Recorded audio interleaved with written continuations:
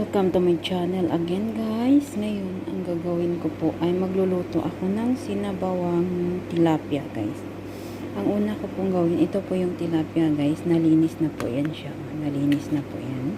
Ngayon ang gawain ko po is pudpuran ko siya ng asin guys.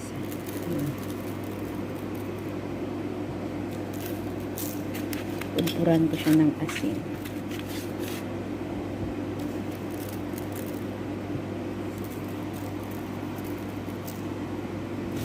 Pagkatapos guys, paminta naman.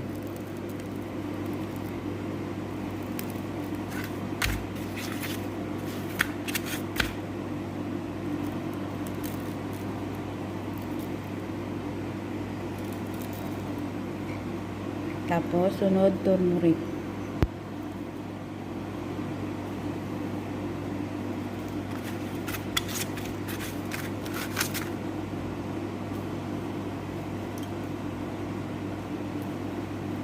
Ayan guys, ayan,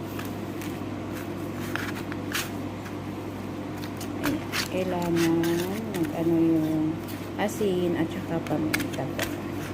Ngayon, pagkatapos niyan guys, iset aside ko yan siya ng mga isang oras, ganyan, mga isang oras yun siya, ibabad ng ganyan.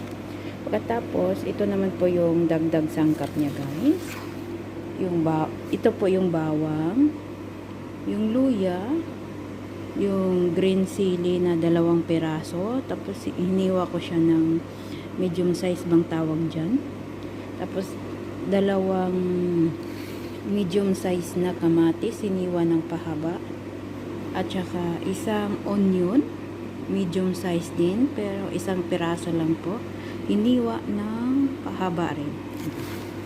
Ayan na po. Ngayon po guys, ayan na po yung aking ingredients. Ngayon po guys, magsisimula na po ako magluto ng aking sinabawang tilapia guys. Ayan. Ayan guys, kumuha ko ng kawali. Lagyan ko ng konting oil guys. Ayan. Tapos, hintayin ko lang na mag-init yung oil guys ha.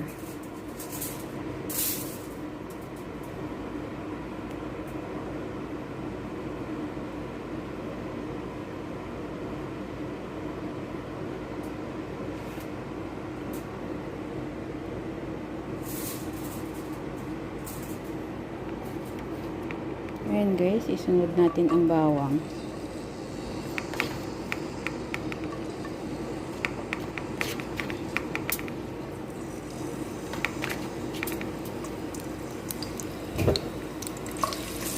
Halo-haluin lang natin guys. Hintayin natin na mag-brown siya konti ha.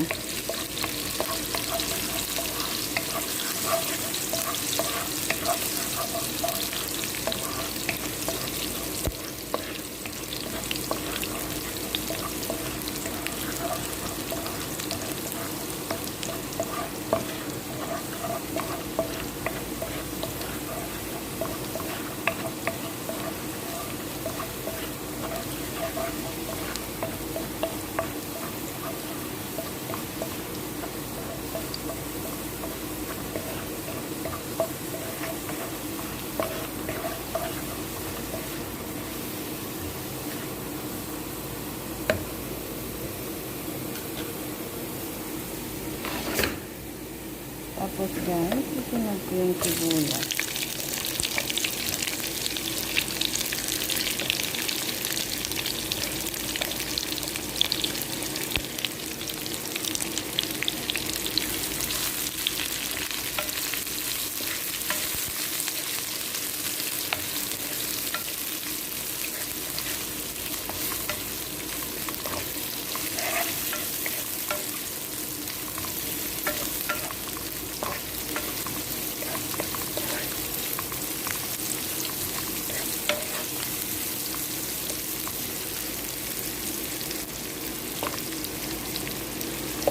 Tapos po, yung luya.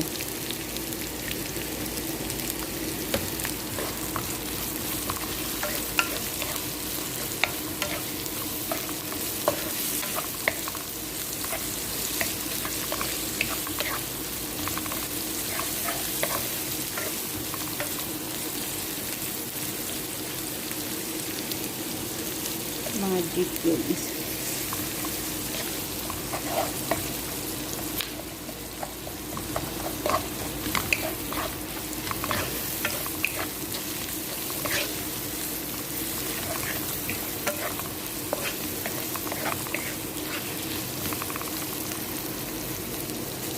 Tapos guys, ilagay ko yung powder, yung black pepper powder, turmeric powder, curry powder, at saka coriander powder. Ayan. Mix lang po.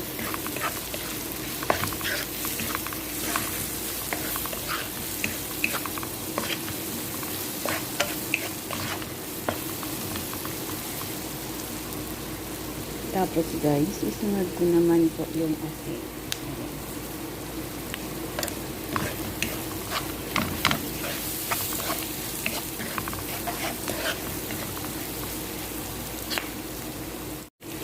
Tapos guys, lagyan ko siya ng curry paste na 1 kutsara guys. Ayan.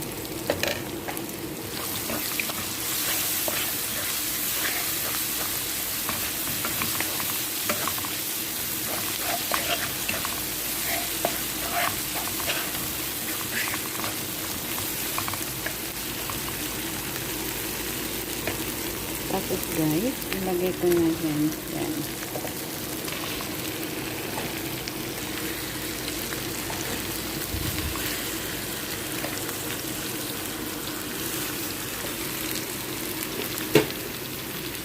Ayan guys, lagyan ko siya ng konting mainit na tubig. Ayan.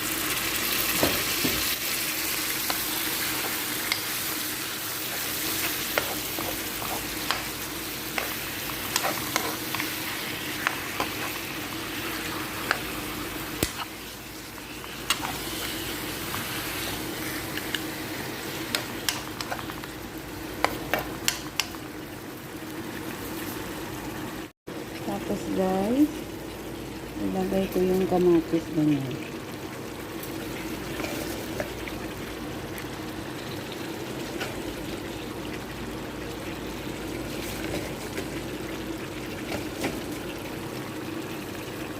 Kailangan guys, takpan ko siya, tapos hayaan ko lang siya na ganyan, mag-absorb yung sauce niya doon sa isda guys ha.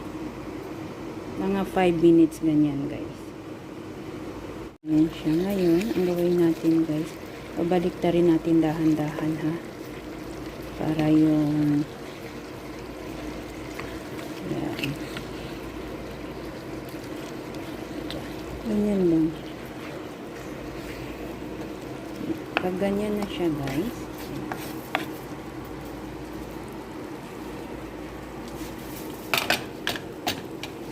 ganyan na siya guys, saka ko siya dagdagan ng after 5 minutes, dagdagan ko siya ng sabaw. Ganyan.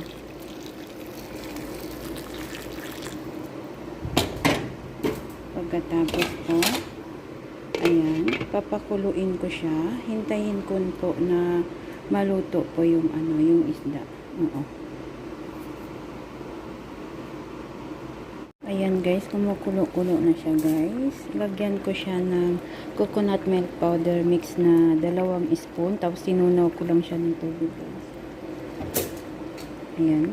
Pagkatapos, lagyan ng sili green. Dagdag pampalasa. Ayan. Halo-haloin lang.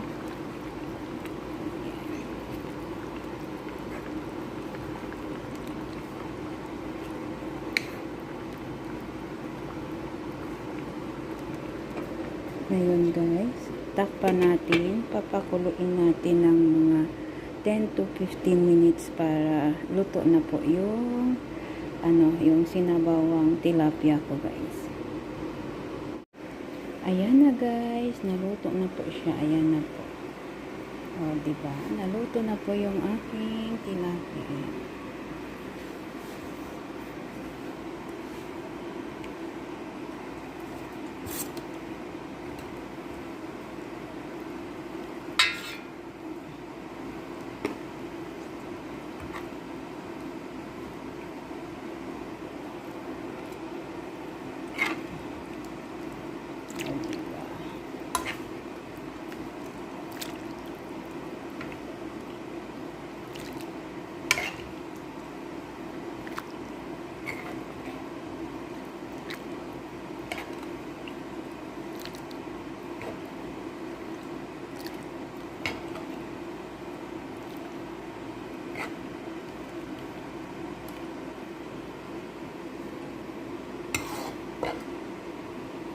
Ayan na po guys, ang aking sinabawang tilapia. Sana po guys nagustuhan nyo yung video ko ngayon. Kung nagustuhan nyo po guys, paki-like, paki-share, comment below po kung ayaw at saka gusto nyo yung video na. At saka po paki-click ang notification bell para updated po kayo sa video na upload ko guys. Ayan guys. Maraming salamat po guys sa panonood. Yan po ang aking sinabawang tilapia. My own version po. Yan po guys. Maraming salamat po guys sa inyong lahat sa walang sawang pag-support sa video ko guys. God bless you all guys. Allah bless you all guys. Keep safe everyone guys.